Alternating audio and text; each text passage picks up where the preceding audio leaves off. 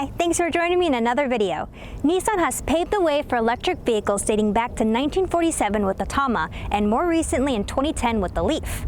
Now Nissan has brought out a new EV, the ARIYA. So let's go check it out.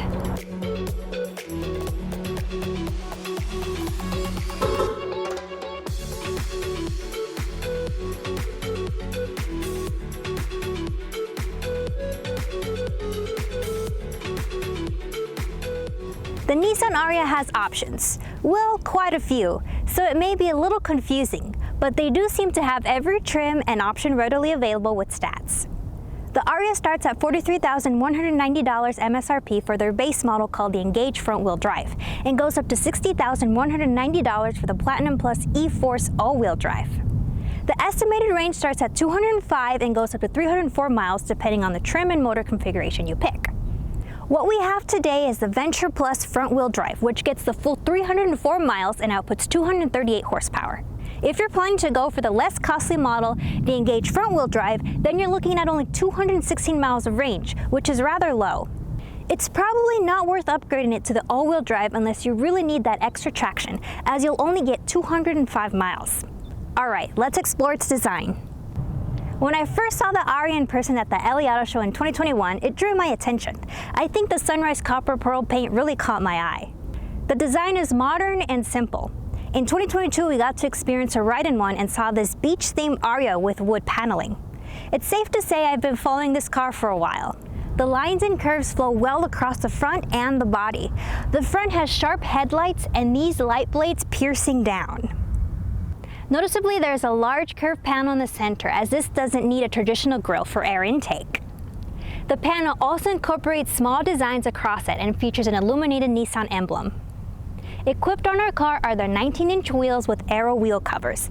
This car has a ground clearance of 7.1 inches, and overall the ARIYA is somewhat similar in size to Tesla Model Y and Kia EV6.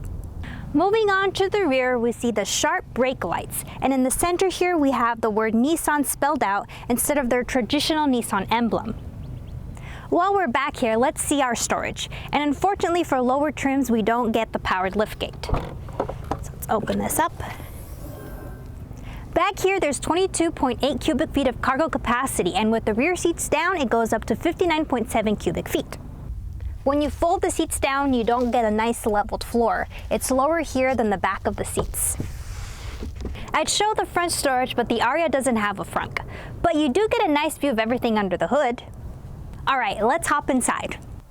Inside we're greeted by two 12.3-inch displays and have a mostly button-free layout. These flat buttons have haptic feedback when you press them, but it feels weak and rather delayed. These similar type of buttons are also found on the center console, but interestingly they have a stronger haptic feeling, but it has more of a push button feel to it. The skip track button makes no sense in how it's placed. From a driver's perspective, it's out of reach and hidden behind this volume knob. There's a lot of detail in here, and this wooden-like accent gives it a nice touch. I like how Nissan brought the flat floor to the front seats. It gives you a lot of space to store items. By stepping up the range and stepping down the features, the Venture Plus front-wheel drive sacrifices some of the interior features. In here we have manual 6-way seating instead of an 8-way power driver seat. We don't have heated seats or steering wheel, and we don't have a heads-up display. On the plus side we have two USB-A and two USB-C ports throughout the car to charge up your devices. The center console has the rectangular shifter and drive mode controls here. In the armrest, we have the smallest storage compartment I've ever seen. I'm honestly not sure what you could store in here other than some coins or tissues. Where's the rest of it? This car also has two glove boxes up front, so I guess that makes up for the armrest. The interface on here isn't great. It's pretty slow, and the main menu has a Windows Vista vibe to it. The menus allow you to change settings, control your climate, search for chargers, and navigate to destinations.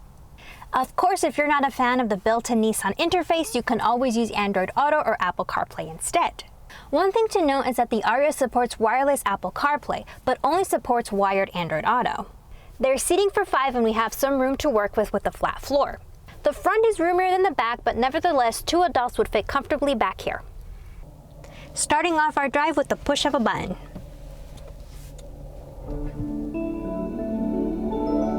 Ready, let's go.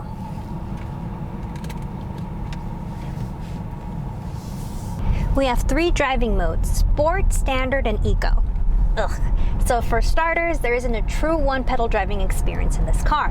And what I mean by that is when you let off the accelerator, the car will slow down, but it will not come to complete stop.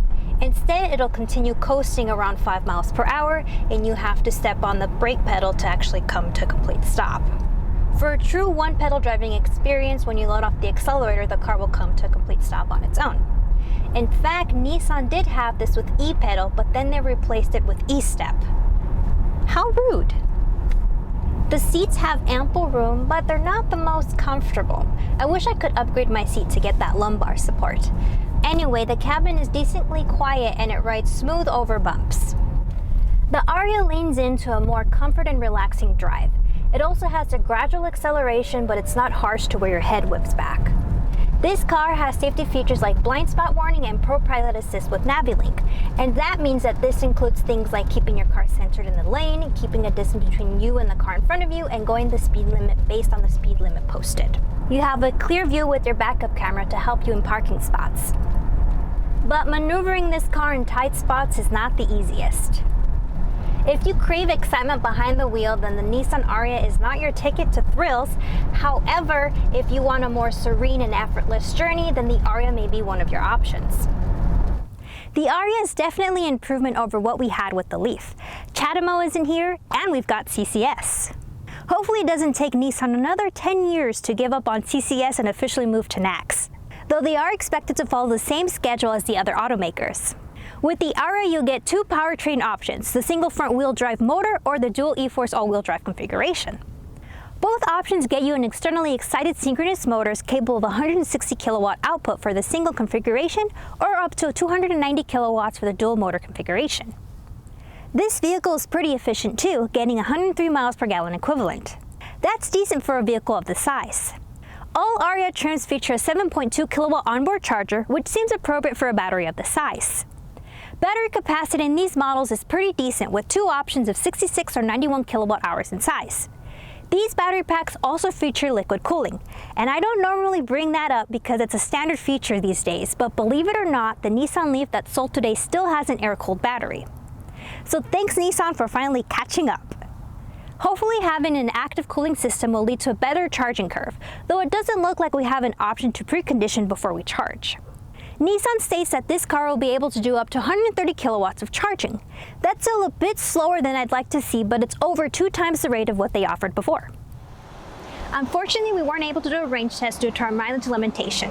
The best I could do was bring down the car to 29%. All right, so it's raining outside, so let's hurry up. So we're currently at a Tesla supercharger, and this charge is non-Teslas. So let's start our charge. Okay, so let me open this up.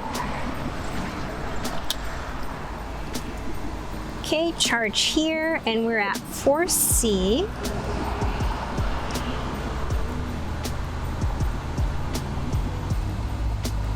Okay.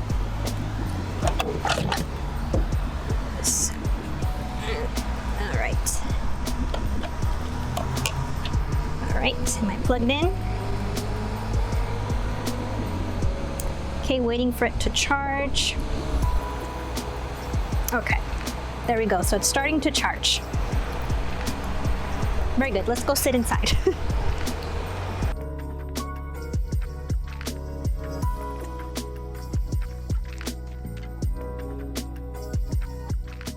I just want to preface this section saying your results will vary depending on your state of charge and temperature. I wasn't too confident about these results, but nevertheless, they are good to review. I've looked online to see what people get from charging rates on the ARIYA, and they seem to be all over the place. The Nissan ARIYA does have a battery heater toggle in the menu, but I can't seem to find a way to actually engage it. It just seems like it might be automatically turned on if the battery gets too cold. Now that Nissan has an active battery management system, they should use it to their advantage. So we drove about 20 miles to get to our charger, but it may not have been enough to get the battery warmed up. The charging graph was very flat and was charging in the 70 to 80 kilowatt range until we got up to 69% state of charge. After that, the charging rate started to decrease until we got to 80% at 60 kilowatts. So again, I wouldn't necessarily say these results are definitive. We did start the charge a little higher than I would have liked. It also could have been that the battery was cold, could have been some sort of incompatibility with the Tesla charger. I also checked out the Magic Dock reviews for the Tesla site we charged at UnplugShare, and there were plenty of other non-Tesla cars which were charging above 100 kilowatts, even some riding the Magic Dock limit of 150 kilowatts. Not sure what went wrong, but we definitely didn't come close to our 130 kilowatt number we wanted to see. The Nissan ARIYA has a modern design, a calm ride, and it's a good option for families, though it does come with some needs improvement areas. On the positive side, it has a little over 300 miles of range, but you have to get a specific front-wheel drive version. It has a modern interior, smooth ride, and offers all-wheel drive options. On the negative side, it has no true one-pedal driving, and the infotainment system could be better. Then there were things like charging, which was decent, but this isn't the greatest, so it does just okay in this area. Lastly, there isn't a frunk available, so we lose out on some potential extra storage. Thanks for spending time with me today. Support our channel and check out our Calla stickers. Calla is my dog. Have an EV I can review? Email me at info@callasEV.com. And follow us on social media and learn more about EV resources at callasEV.com. That's all for now, and happy charging.